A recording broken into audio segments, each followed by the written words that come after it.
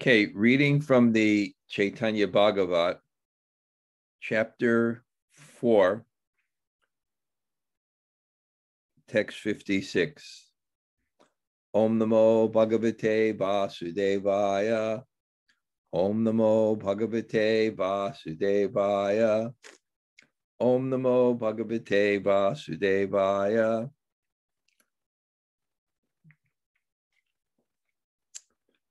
Āpanāra rājye āmāra rahe. Tāṅra śire kari sarva-deśe vahe. My order is carried out only in my kingdom, but his order is respectfully carried out in all places. Om Caitanya-bhāgavata Antya-khaṇḍa Taksur unmulatam yena tasmai Sri Gurave Namaha. Sri Chaitanya Mano Bhistam Thapitam Yena Bhutale Swayam Rupa Kadamayam Dadati Sapadantikam Vanchakalpa Tarubhyascha Kripa Sindhu Bhayevacha Patitanam Pavanebhyo Vaishnavebhyo Namo Namah. Sri Krishna Chaitanya Prabhu Nityananda Sri Advaita Gadadhar Shivasade Gaur Bhaktivinoda. Hare Krishna Krishna Krishna Hare Hare, Hare Rama Rama Rama Hare Hare. So let me just give a short perspective on the story and just bring it down to where we are.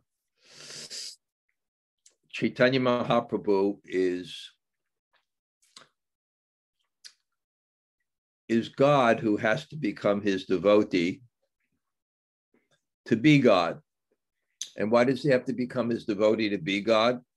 Because the very definition of God is supreme enjoyer. If you're the supreme controller, then why will you not be the supreme enjoyer? But the highest enjoyment is love. And the highest love, twasmin parama prema rup, the highest love is love of God. We even have this experience in a mother and a child. The child is the object of the mother's love. The child is the beloved. The mother is the lover. They're enjoying motherly love. It's the same energy. But who enjoys that love more? The mother or the child? The lover enjoys love more than the beloved. So God is the beloved. He's the object of love, and the devotee is the lover. So in the story of Chaitanya Mahaprabhu, it's brought into this point that Krishna realizes, and of course, this is from the point of eternal time. Krishna realizes that the love of his devotee is the greatest pleasure, and therefore, to become complete, he has to become his own devotee. And that's the story of Chaitanya. And the story of Chaitanya is God becoming his devotee. I told you once when I used to give lectures on the appearance day of Chaitanya Mahaprabhu, and when I would give these lectures, and I try to explain, I try to connect to the audience, and the audience was varied from people who are very senior to people walking for the first time. And I'd ask a simple question. God has a problem. And it's the same problem that we have. And what's that problem? The problem is he's not a devotee. And devotee means not just a superficial dress. Devotee means your heart. Devotee means relationship. It means so where is devotion? God is the object of devotion. But where is that devotion? That devotion is in the heart of his devotee. So we see that God comes to be a devotee, and he has to get And his life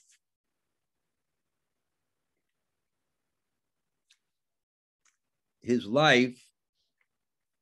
called the Charya Lila. Charya means teacher. His pastime is teaching us how to become a devotee. And therefore, he has different stages of his life.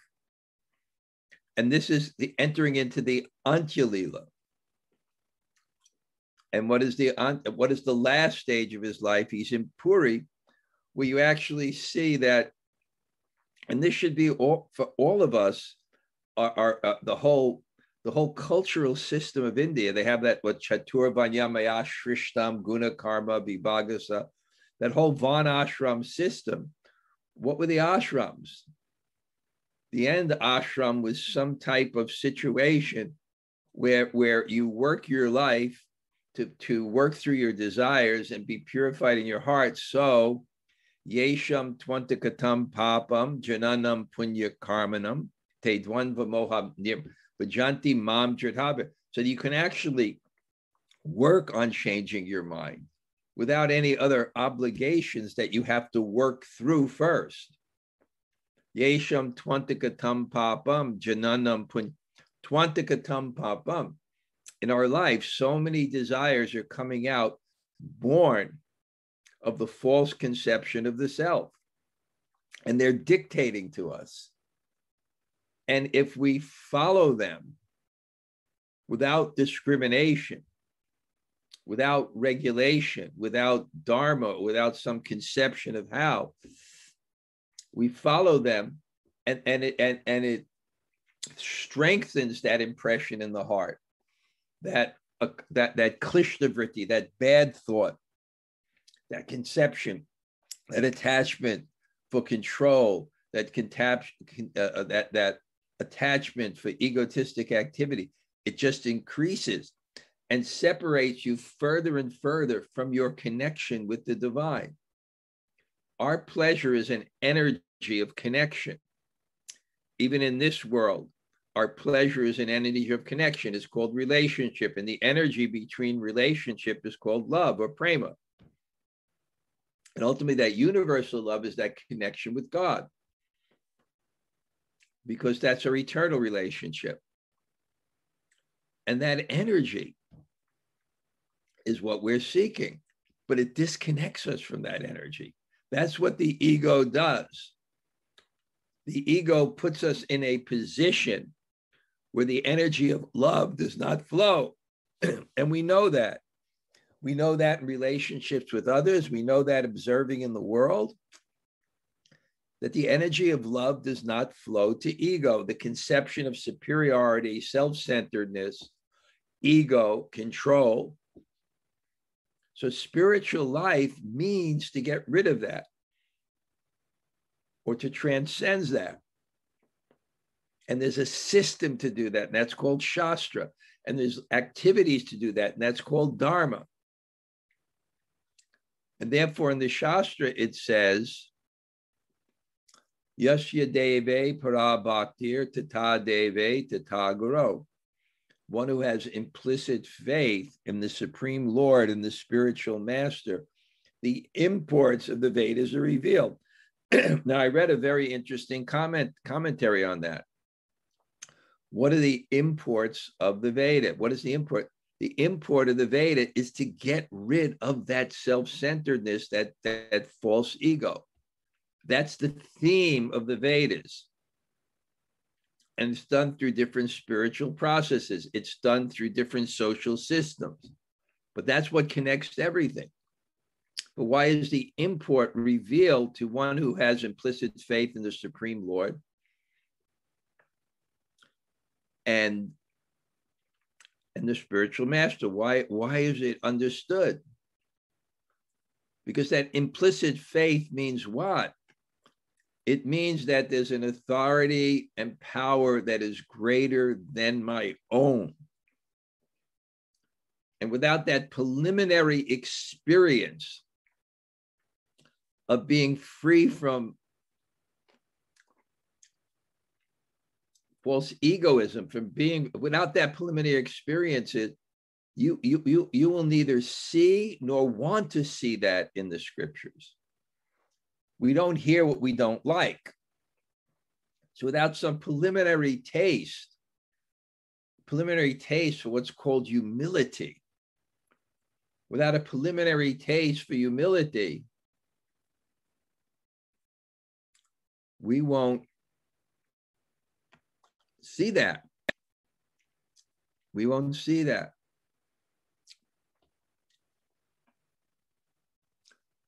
So we're following Chaitanya Mahaprabhu on his journey through different parts of his life.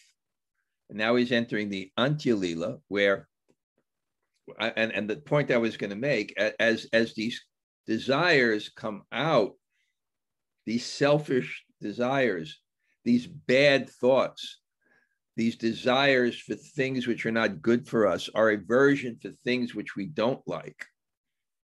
And if you're not under a process of wisdom, and wisdom always requires some sacrifice of the immediate for the future, if you're not under some system, some life, some culture of wisdom,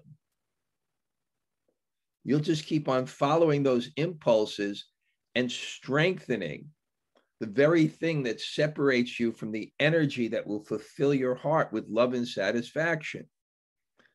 But if you practice and you follow something, which means tapasya, but not arduous tapasya, but the simple definition of tapasya, that despite the impulses of the mind and senses, you do what's right. And that's what's the problem with the modern world. They don't even have a conception. Postmodern philosophy doesn't even believe there's a truth. I was listening to some evolutionary biologists who were atheists, but in a way, their message was really powerful. They were lamenting in the world that the problem is people don't believe there is an order. Even evolutionary biologists believe, for example, there's differences between men and women. Evolutionary biologists, they even analyze flowers, and the pollen comes from the man, and it's just spread all over without discrimination. And even analyzing on that level, that there's some kind of order. That's the whole idea. In Christianity, they say at the beginning there was the word. And what's the word? Logos. And what is logos? It means there's some truth, there's some order. So unless you have some sense of that, and that order includes your attachments, which is part of the order, but it's done in a way in which you can be purified and your consciousness can be elevated. So at the end of life, or towards that end of life, there's a system of you're purified because you led a life. So as these false depressions coming from the bad thoughts, born of the false ego, keep on coming out, and you live your life, not as a renunciate, but as a spiritualist, following dharma, following wisdom. So as they come out, you know how to react, and you don't just follow them and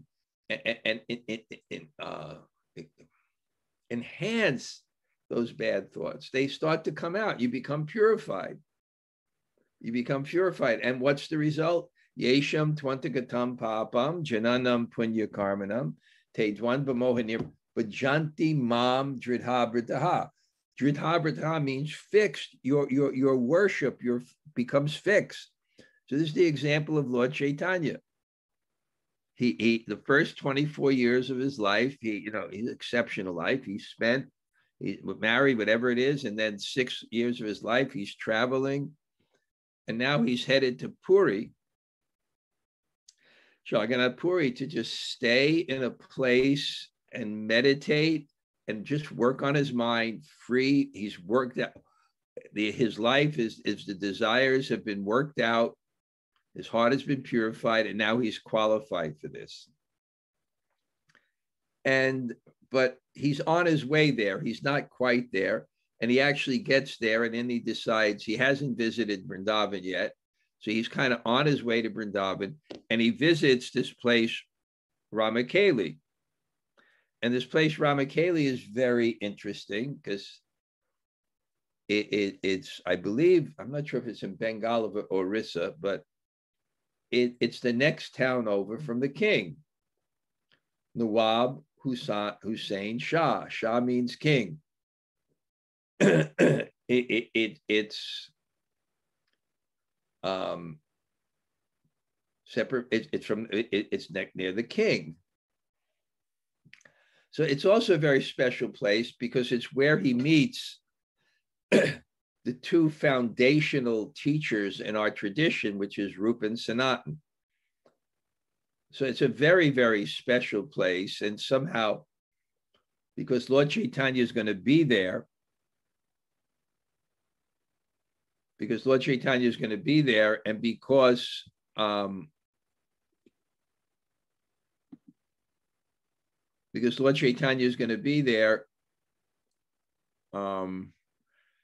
great souls, Rupa and Sanatan, are there, so it kind of has some kind of piety. It's crazy, but it has some kind of piety sometimes. Just like being born in the Kali Yuga has some piety because the Krishna consciousness movement is there. There's an opportunity. So, and somehow or other, it's conducive, and Lord Chaitanya begins to do kirtan. And he becomes completely absorbed in kirtan at the level of samadhi. And the level of samadhi means, I described as dhyana and samadhi, the two next stages. They're both continuous meditation. It's described like when oil is pouring, there's no space in between. So your thoughts now are just focused on the object of your meditation. There's nothing in between. But the difference is, evam vrita swapriya nama krita jitanuraga. From the meditation, you come to the level of samadhi, jitanuraga. And then there's these devotional feelings that arise in your heart, and you become so absorbed that in the level of samadhi, there is no cognizance of anything outside. I know sometimes, not occasionally, I get absorbed in something, and then I don't know where I am. My eyes are open, but I don't know where I am. I have to reorient myself. Sometimes you wake up like that, right? You're in a place, but you have no cognizance of the external part of that place. So, so Lord Chaitanya is so completely absorbed, and because he's self-effulgent, it means his spirituality, his devotion is recognized without promotion. Even his physiognomy, or I don't know the word, but even how he looks is so stunning. It's all the auspicious characteristics of a Mahapurush. And you know, in India, being pious, people are recognizing it. They personalists, they don't care philosophy. They know sadhu. They can recognize a sadhu, and they're flocking to him. And there's just these ecstatic kirtans that just go on and on and on. And Lord Chaitanya goes into a state of prema bhakti. There's bodily transformations on him. He's falling to the ground. He's crying. His hair's standing on. He's trembling. It's the highest level of prema bhakti, and he's completely absorbed without any inhibition, because inhibition would mean, the king is next door. His spies may be here. I'm not of his religion. What will he do? There's no inhibition. There's no fear. There's just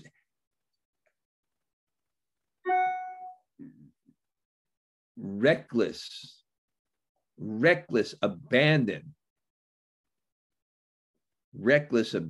into the holy name.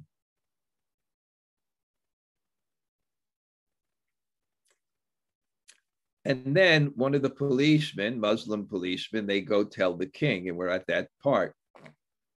And now this king, Nawab Hussain Shah, he was destroying all the temples.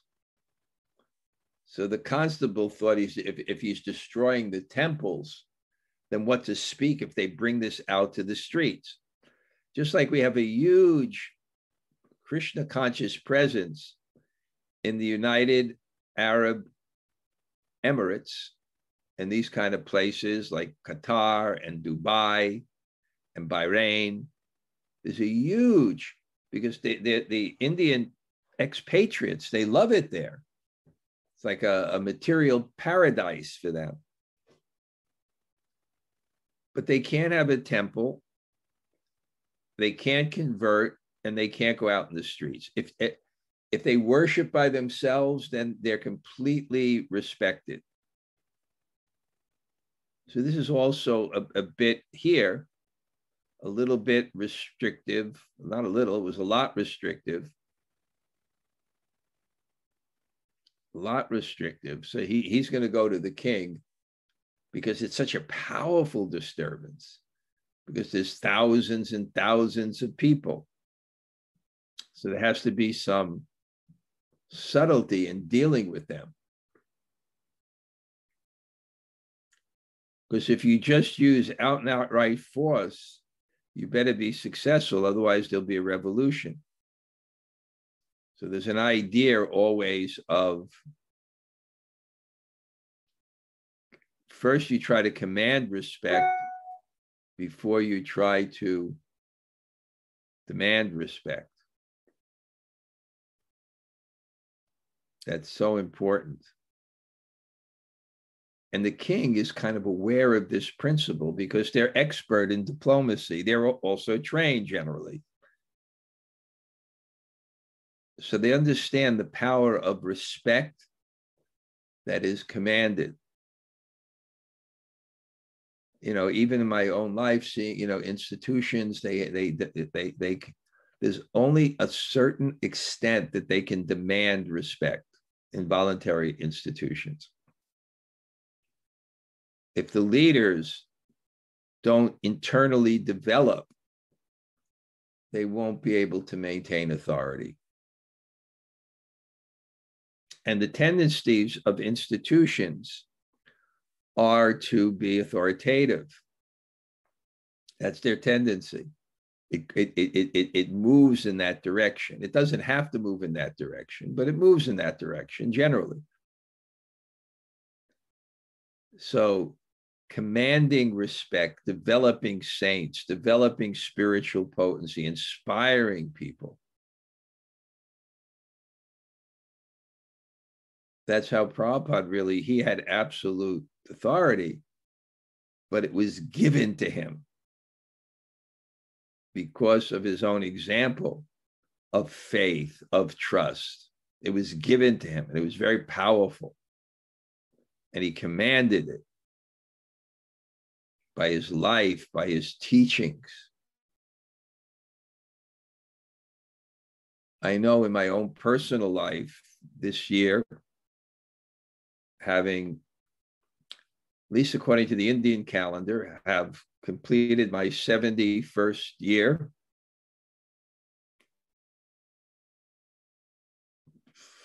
Understanding more and more with age, with my experience in Krishna consciousness,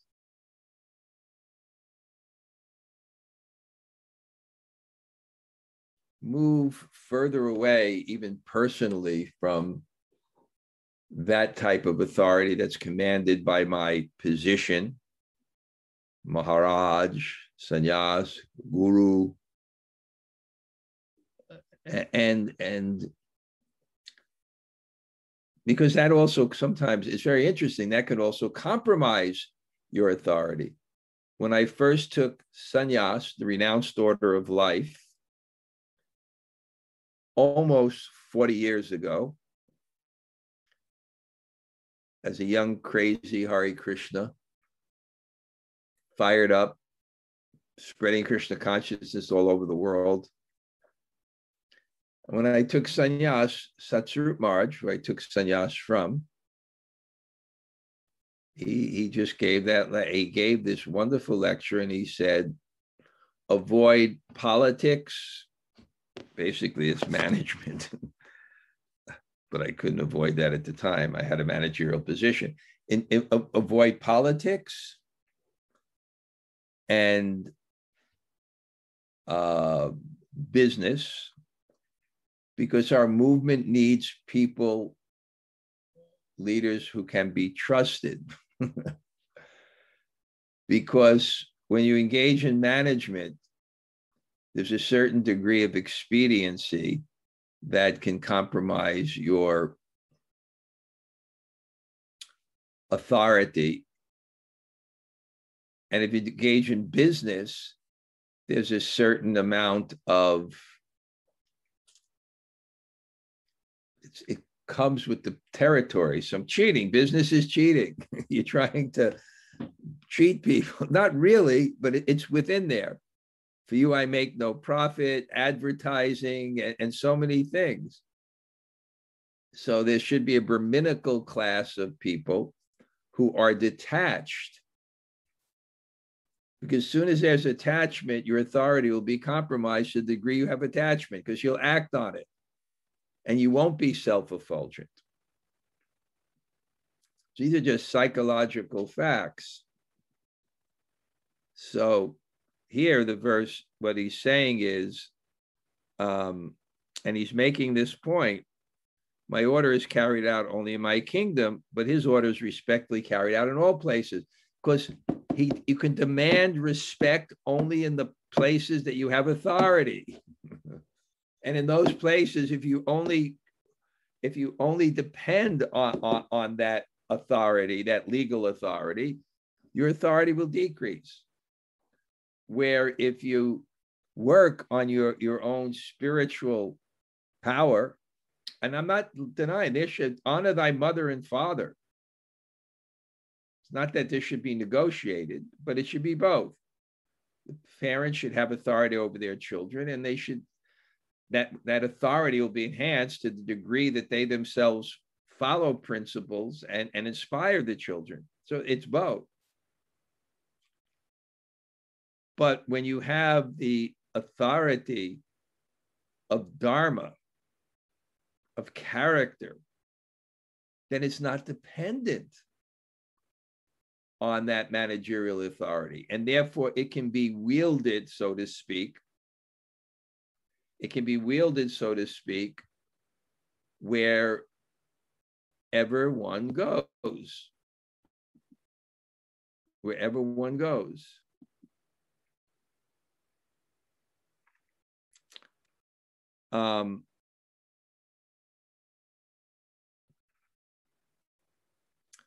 So the king's going to talk about this now. And he says, E nija rājye āmāra kata jani manda kari vahe lagyache mani mani. Even some persons in my own kingdom have begun conspiring to harm me. It's natural. Why do kings have forts? To be in a position of managerial authority is always, unless you're very spiritually advanced, is always fear, because it creates envy. Unless you can command that respect, there'll be a certain amount of people follow, but there'll be envy. And with that envy, if they see any opportunity to bring you down, they will. And a lot of times they're successful. Tanhare sakala deshe kaya vakyamane ishvara nahile vina arte bhajekena. But the people of all places respect him with their mind, body, and speech. Why would they worship him if he were not God? Now, somehow or other, this is very strange, because one, he's broken temples, etc. But somehow he becomes very enamored with this person's authority, what Lord Chaitanya has been able to command. And he's somehow intelligent, and he says he must really have something. And because the whole village of Ramakeli and people are coming from all over in these incredible kirtans, it's just impressive. Kirtan is very impressive when it's done and done properly and done with devotion. This is Lord Chaitanya's kirtan. This is with his associates. The people are joining. They're unified. There's thousands of people. It's powerful. It seems more powerful than any kingdom. So the king is starting to think, this is divinity. This is not ordinary. And therefore he's thinking, but the people of all places respect him with their mind, bodies, and body, mind, and speech. Why would they worship him if he is not God? If I do not provide salaries to my servants for 6 months, they will conspire against me in various ways. Yet these people maintain themselves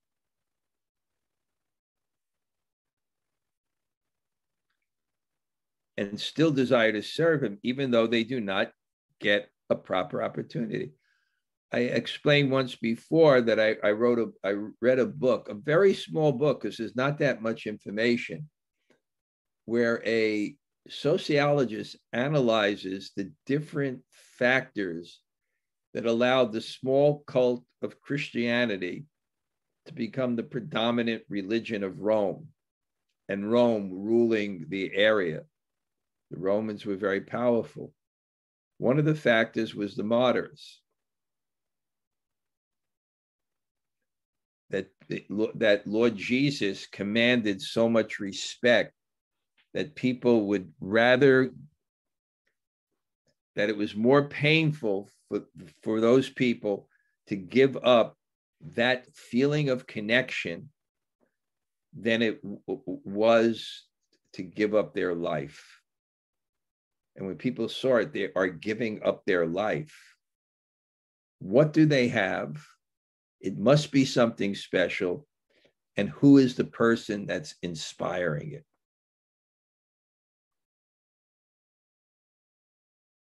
And somehow or other, the king, somehow or other, Krishna kirtana gananartanapano premamritambo nidhi dira dira janapriyo piyakaro nirmatsaro pujito Sri Chaitanya kripabaro bhuvibhavo Paravahantarako Vande Rupa Sanatano Raghuyago Si Jiva Gopalako Dira Janapriyo Piyakaro Nimatsuro Pujita. They are worshipped, the 6 Goswamis, Dira Adira, by those who are sober and those who are not, by those who are gentle, by those who are ruffians. Because somehow or other, the self-effulgent mood of a saintly person, it somehow can be universally recognized. Because nirmatsaro, they don't have hate, they don't have envy, they're not in that world of competition. You don't have to worry about them. The king is saying, he's not here to conquer my kingdom. He's way, way beyond that. So let him do what he has to do. I don't have to be. People that attend my classes, across the street from me are these Hasidic Jews, and somehow they have really nice children. And I keep on, I swear, like they're 6 inches. He's dressed formally in a white shirt and a black pants. And he's walking outside by himself. I don't see his parents around. He looks quite peaceful. And actually, there's a saying, better break one's arm than break one's spirit. And they describe that America, one of the destructions of culture in America is that parents became overprotective, and therefore children did not learn to negotiate the difficulties in the world, and then they become completely unprepared when they're 18 to face the world. Then you have trigger warnings, you have safe spaces. So this kind of freedom that they have, you may say, oh, why is this little kid outside? He looks completely, he knows what his boundaries are. The parent is a huge front lawn. He knows what his boundaries are. So I guess, you can say, oh, it's a risk. Why is the kid outside? It's a safe neighborhood, really. I guess it's a risk, but his spirit is not broken. He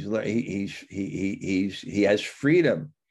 He has freedom to explore and to get into fights when he gets older or things like that. Anyway, because I have this big picture window out here, and I don't know. It's like, anyway, it's part of my theme here. I always get impressed when I see and sometimes there's 4 or 5 of them because they have so many kids. Therefore certain, no, do not call him poor. The king said, I order that no one should disturb him in any way.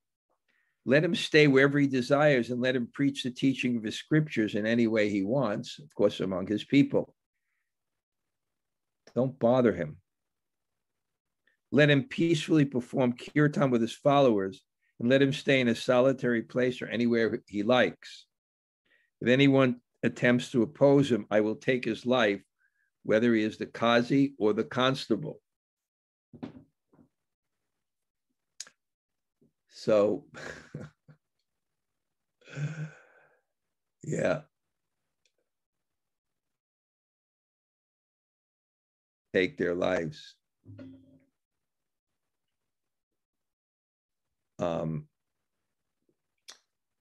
But I know when I grew up in New York, in Bensonhurst, which was called the Little Italy of Brooklyn.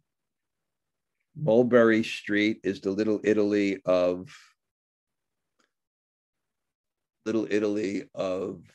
Manhattan. The original Little Italy, and it's still there, is the Bronx. Belmont Avenue. It's famous for its Italian restaurants and things like that. But traditionally, those areas were the safest areas. They had the safest areas because of the family. Among their people, there was no crime. So I'm not promoting this, but this is a law and order guy. After the king issued this order, he went inside his palace. Such are the pastimes of Sri Gaurasunda. It's Leela, it's pastimes. How do you understand this? His power, he's able to change this king. Ye Husena Sahasarva Udiyara Deshe Deva Murti Bangileka Dule Visheshe. Dule means the temples. Bangileka, the same one who destroyed the Deva Murtis. He destroyed the temples and the deities. The same person now.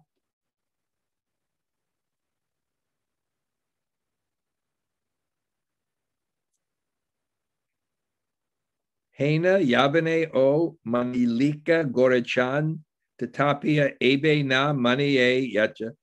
Even such a Yavana respected Gorachan, Yet nowadays, many blind persons do not. So Vrindavan Das Thakur is kind of reflecting on this. He's the author. He's a disciple of Lord Nityananda.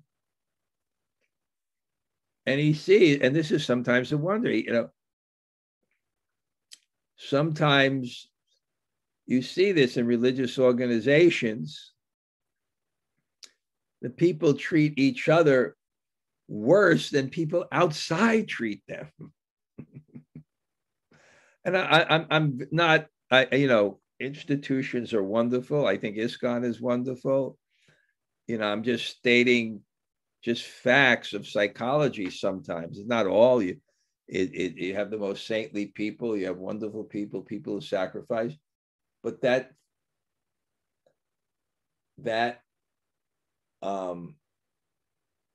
phenomena is there, and he's saying this Vrindavan Das Thakur is saying this is the yavana. This is person that's outside our culture, which we in one sense, in that kind of culture, it's an outcast. I mean, they're ruling, but in terms of our social culture, it's not even a Shudra. And he's respecting. And then how painful it is that even within the tradition, you have these divisions. And Vrindavan Das Thakur is lamenting that because it's living real life a generation or two after Lord Chaitanya. And he knows that these kind of controversies exist. And we shouldn't be surprised. It's the material world.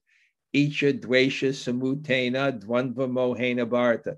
Everyone here is born under delusions of desire and hate. And it's not just because you join a religion, you're immediately purified and you're free from envy. It may help the process, and you will find beautiful communities of Vaishnavas, real Vaishnavas, and you'll see how that process works. And it'll give you faith in that process. But you shouldn't be surprised. I know one of my godbrothers, I don't know where this saying came from, but he quoted it when he saw that ISKCON's so big, but you have problems. But it doesn't mean you discount it. So someone made a statement about the Catholic Church. No institution had as many saints. No institution had as many sinners. No institution had as many celibates. No institution had as many debauchees. No institution had as many, no institution saved as many people. No institution killed as many people. It's just the material world. It doesn't account. It just means that, yeah. So now he's lamenting this. Mata mudhaya sanyasira veshadari chaitanya guna shuni podaya atre. Some people shave their heads and don the dress of sannyasis, but their hearts burn when they hear the glories of Lord Chaitanya. So he sees.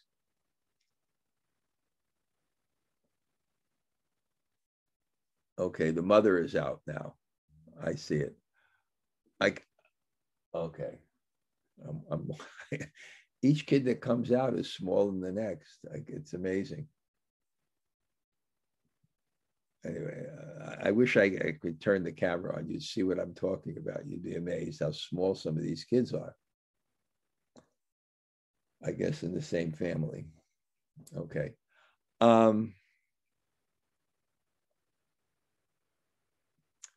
So he's seeing this. And I guess the message to us is don't become like this. Don't get involved in the polemic. One great Vaishnavacharya said, well, when you generally see, he said, spiritual people look for the inspired side, not the ordinary deal. It doesn't mean that they're crazy. It doesn't mean that, people act through their natures and their conditioning, etc. But you also have to see what their inspired side is. have to see what their inspired side is. A person may be full of good qualities. And this is what envy does. But if he is unhappy to hear Lord Chaitanya's glories, which are spread throughout the innumerable universes, which destroy all ignorance, which intoxicate Sesha, Lakshmi, Brahma, and Shiva, and which were sung by the four Vedas, then such a person's qualities are nothing but false. There's a verse, Yasya Deve Parabhaktir Tata Deve Tata Guru. Mano Rite, no, that's another one. Mano Rite Dasati Dabato Bahi. Yasya Deve Tata Bhaktir Tata Deve. No. It's one second, I want to remember this verse. I know this verse. Yasyasti bhaktir bhagavat akinchana savai gunas tatta samastate sara harava bhaktasya kuta mahodgana mano rate dasati bhavatomati. If you're not grounded, in love, universal love, real love, spiritual, then even good qualities get appropriated for the false ego. Like I used to meet Brahmins in India, and they really were peaceful, tolerant, self-controlled, but they weren't free from ego. I am Brahmin. What about Samskara Swamiji?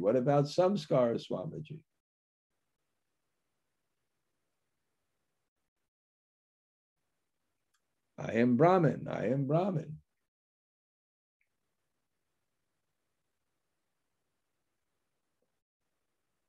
The ego. And then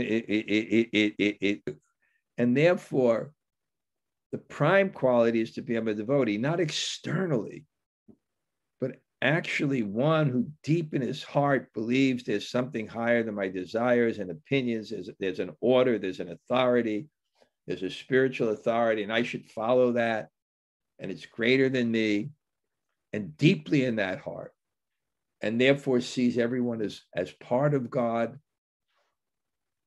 That's and if you have other incidental bad qualities, you have some anger, you have some desire, you have some lust, it will be purified.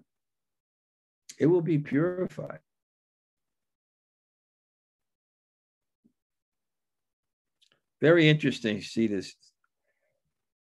But if a person has no good qualities, remembers the lotus feet of Lord Chaitanya, then he attains the abode of Vaikuntha. So,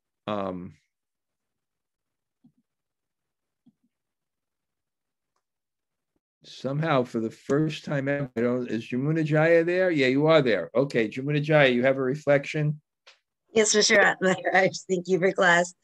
I'm really reflecting on that, the image of the king seeing that Lord Chaitanya had no envy, and that made the king had no fear. And it's such a powerful thing, because he would always be like his dukes up, because always everybody's trying to attack me, but because I see you are not coming at envy, then all right, go ahead, do your kirtan. That's such a powerful thing. And to think that the envy, that the lack of envy made the king for once be less fearful. So I love that. Because he somehow can notice that this person is so deeply spiritual.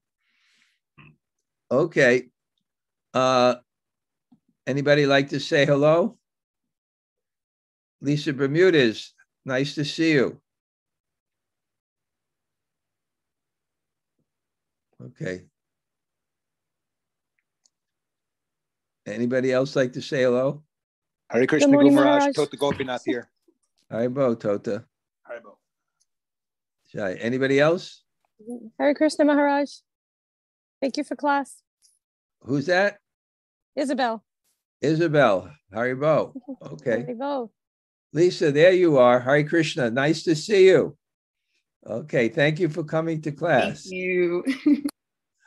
So, okay, great. It's always nice Wow. Okay. Great. Anybody else? Hare Krishna Maharaj, Shri Rupa. Okay. Sri Rupa Haribo. Okay. Girma, nice to see you too. Hare Krishna Maharaj, I'm so happy to be here. Okay. We'll speak to you later. Okay. Yes, Anybody thank you. else? Hare Krishna Maharaj. Thank you for a great time.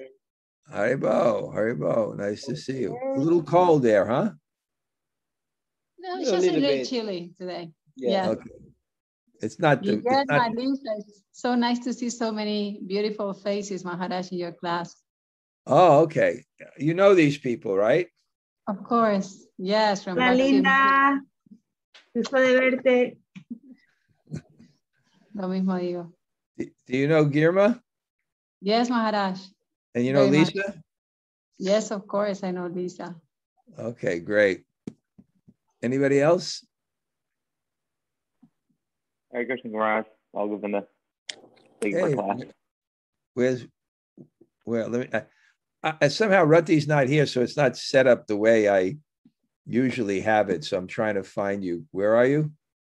Oh, there you are. Okay, Lal, Haribo. Haribo. Okay. Krishna Premi, are you there? Yes, Hare Krishna. Guru Maharaj, can you hear me this time? Yeah, I can. Wow. You're still Hare in Krishna. you're still in Mayapur? Yes, nowhere to go. I Mayapur. just applied for my visa I applied yesterday for my visa to get to India. So I have all the papers. So I'm hoping to go. My plan is I booked a flight for the 18th, so I'm hoping it comes back. So I hope I get to see you in India. Wow, that would be wonderful. And yeah, But I know India it's is open. but I'm also praying that you get to go back to your country. So I'm in a dilemma. I want to see you there, but I want you also to be able to go back to your country and do your seva. We don't see that we can be back by the end of this year. I think it's very difficult. Even we go to Australia, that would be a big detour. Hard to say. Yeah, if those of you don't know, Krishna Premi has been serving Prabhupada in China for many, many years, in many, many ways, her and her husband. So they went to Mayapur, and then they got then it closed down, and they haven't been able to go back. And there's hundreds of people waiting for them, and they can't do. They do amazing programs there. I used to host them when they would come to Vrindavan with those beautiful groups of all these wealthy Chinese, mostly ladies in the white cloth. So Yogi. Okay. I hope you get back whenever you can get back, but I'd be happy if you were still there when I came to Mayapur. But wow, that would be wonderful. We look forward to that. I believe so. What? Okay. Okay. Anybody else like to say hello? Hare Krishna. Okay. I guess I Hare Krishna Maharaj. Okay, Haribo, Gail. Okay, I guess I'm going to get on with the rest of my day. Okay, Haribo, and thank you everyone for coming. Vancha Kalpa Tubhya Shakra Pasindu Devi.